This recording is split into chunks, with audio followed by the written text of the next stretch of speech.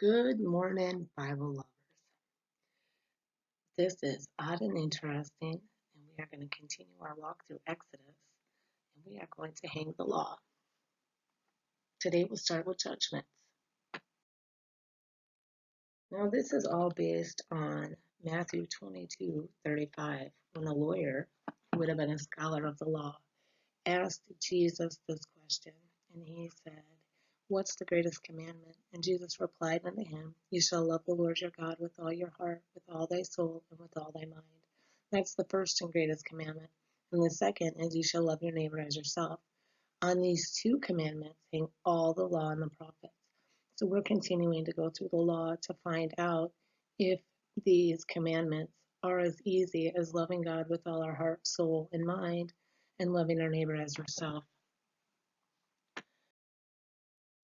Last time we hung them, we were able to see clearly so far that the first 12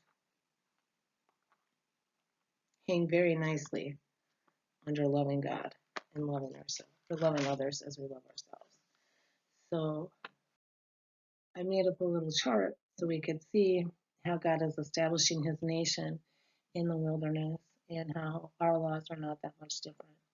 We have our laws of worship, we have national holidays, we have marriage and family laws, we have laws of conduct, and we have laws of theft and laws of murder. And I put our new two ones at the bottom under no gods of gold or silver. So those are our last two commandments that we just got. And these aren't normally on our 10 commandments, but they're definitely a part of the commandments. So to continue on, God says, now these are the judgments which you shall set before them. And I wanted to take a look at this word them, and I wanted to remind ourselves, who are we talking about here? Because who is this them? It's very important that we know who this them is.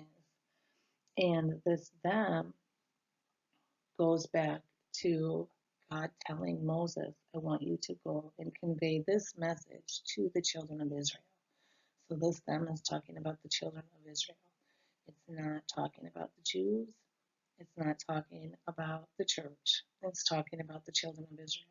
It's important to keep that in mind, that these were for God's people that he had just redeemed out of Egypt, and he was leading into the wilderness for an 11-day journey, where they were going to end up in their own land.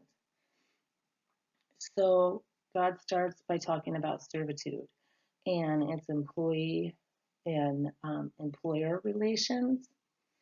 And it's really kind of neat because he says, God starts out and he says, "If you buy a Hebrew servant." So right here, God is making this distinction between Hebrews and non-Hebrews. And these are the laws for if you buy a Hebrew servant, not maybe if you were to buy an Ethiopian servant or a different kind of servant. So for 6 years he shall serve, and in the 7th year he shall go out free for nothing. And that is really, really interesting. And it goes back kind of to when Jacob was working for Rachel, and there was 7 years and 7 years and 7 years. Also, it's an indication of the sabbatical cycle that we learn about later. So if the servant came in by himself, he shall go out by himself. If he was married when he entered into the slavery, he shall go out with his wife. If his master gave him a wife and they had a family, then the wife and the children shall be the master's, and he shall go out by himself. And the servant, but if the servant really likes his master and he wants to stay, then he goes to his master and he says that, "I love my master and I love my wife and my children, and I will not go out free." And his master brings him to the judges then, and he has to confess that very same thing publicly to these judges. He can't just It can't just be an oath between the master and the servant. It has to be a public oath. Um, and then they would take the servant to a door or a doorpost and they would bore their ear. So he would get an earring, and that would be a sign that they had entered into this agreement that the servant would serve the master forever.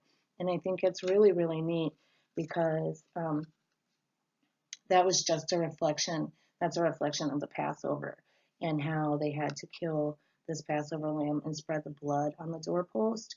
So we see this doorpost theme again. And Yeshua is our Passover lamb, and he also comes first as a suffering servant.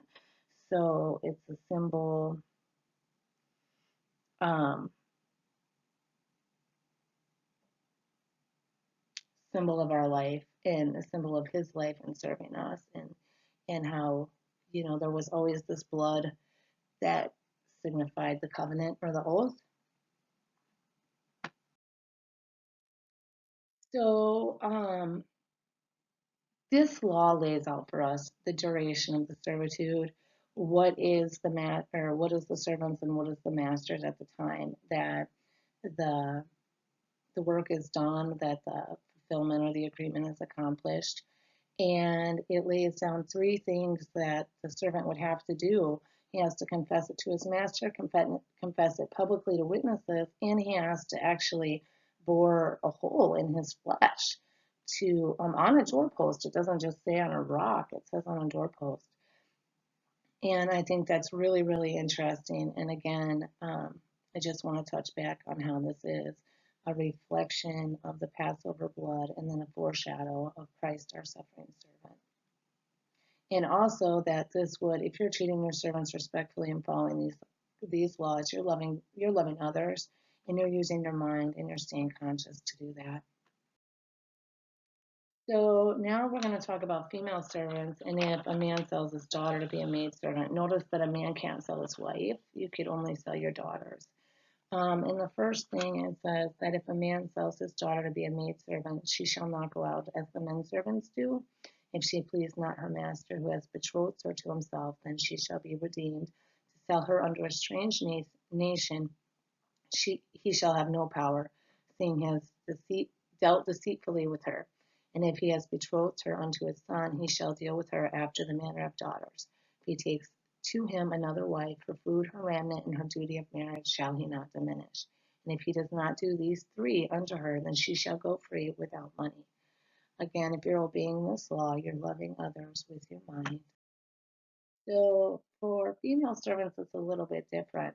They are not to do the work as men servants do. He cannot sell her to another nation. So again, this is only a law for Hebrews.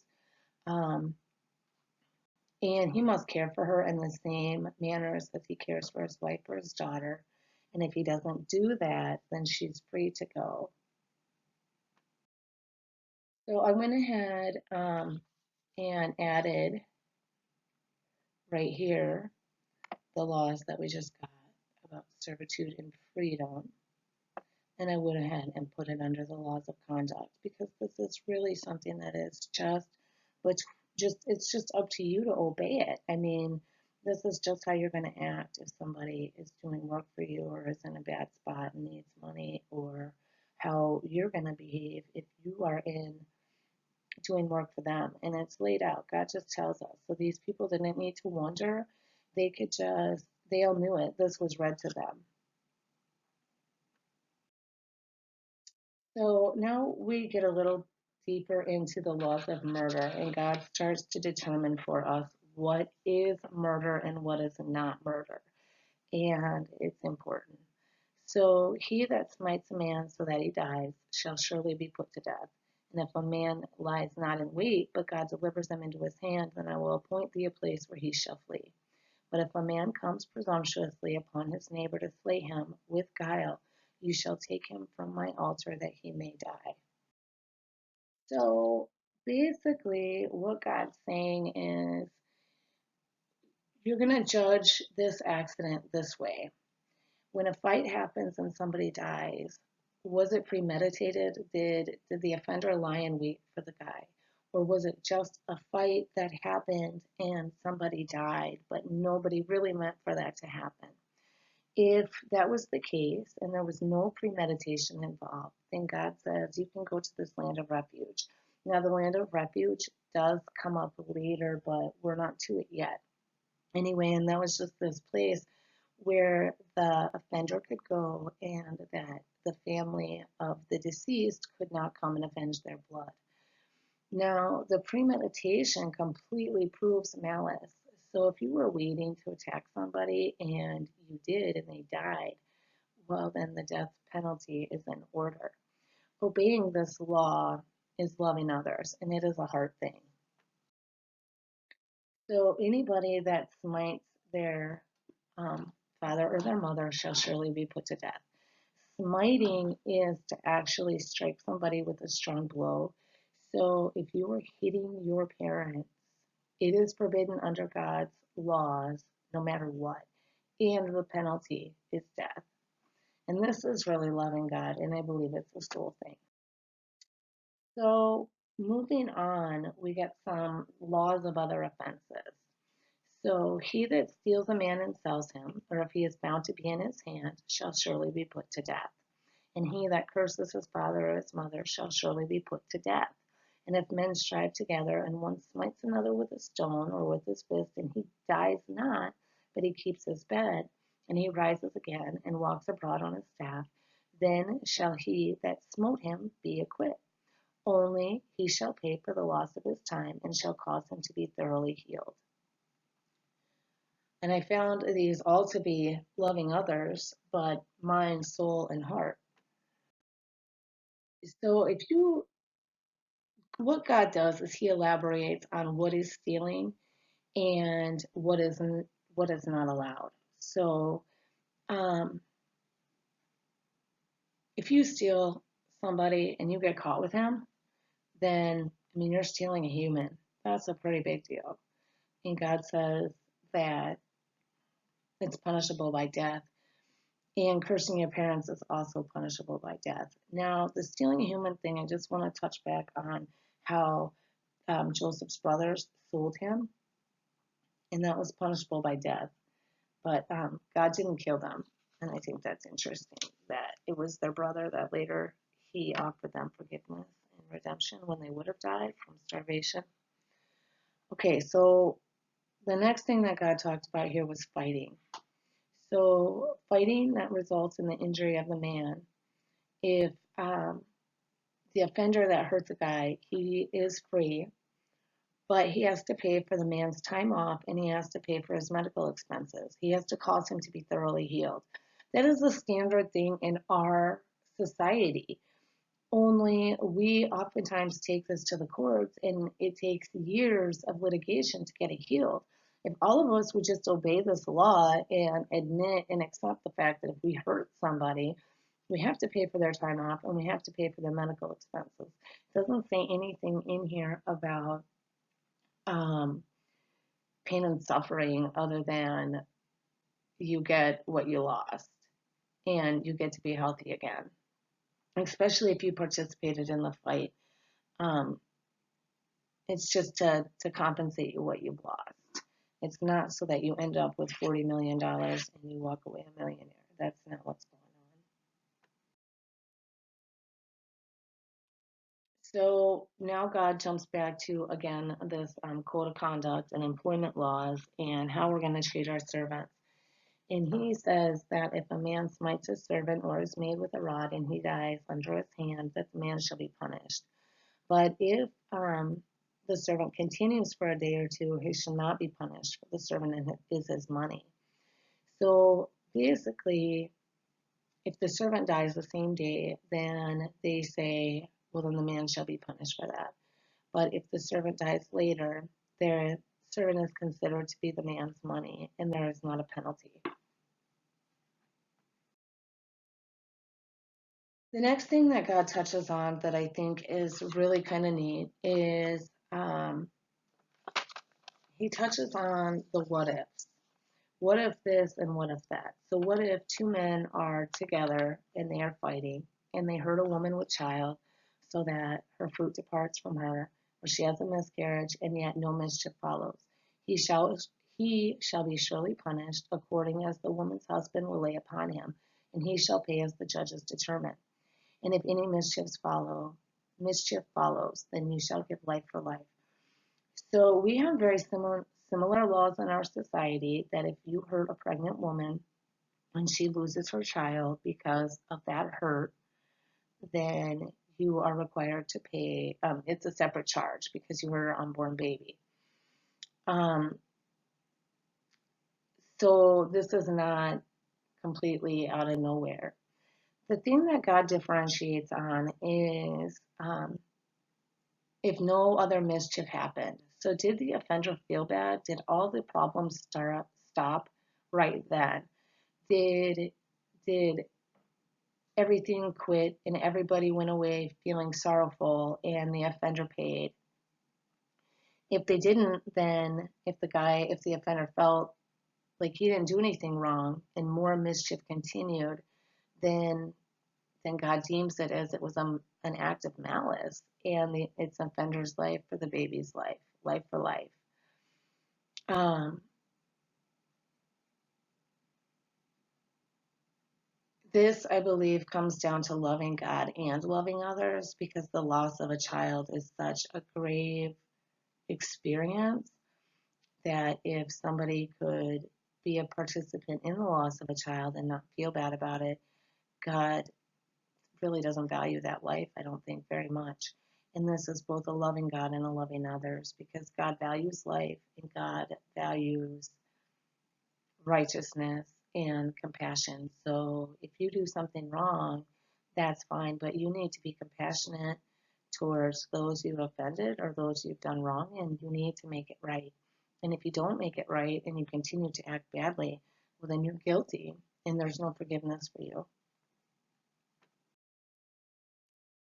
So now we get into injuries to servants caused by their masters.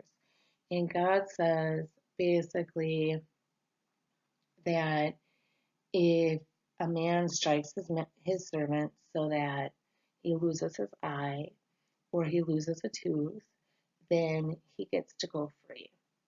And this basically comes down to just plain old loving others with your heart and your mind and walking in an uprighteous way. It is only right that if your master beats you so bad that you lose your eye or he knocks your teeth out, you are free. Um,